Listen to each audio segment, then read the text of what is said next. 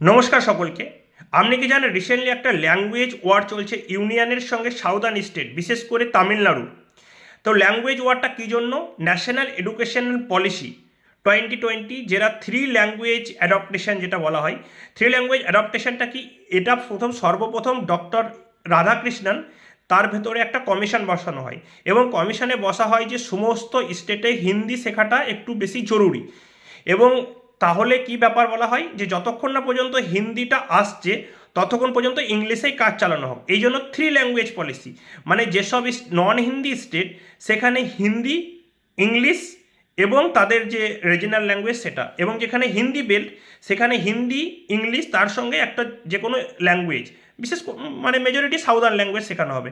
নাও national education policy 2020-তে এই যে হিন্দি কথাটা বলা হয়নি, এখানে শুধু বলা হয়েছে থ্রি ল্যাঙ্গুয়েজ পলিসি।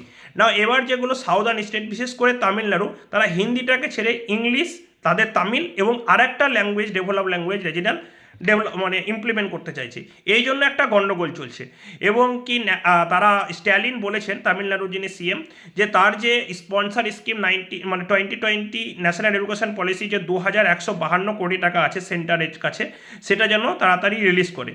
এই ক্ষেত্রে একটা গন্ডগোল চলছে ইউনিয়নের সঙ্গে ফেডারেল, বিশেষ করে সাউদার্ন স্টেটের সঙ্গে সেন্টারের। আমরা মানে বহু দীর্ঘকাল লড়াই এটা ল্যাঙ্গুয়েজ ওয়ারটা।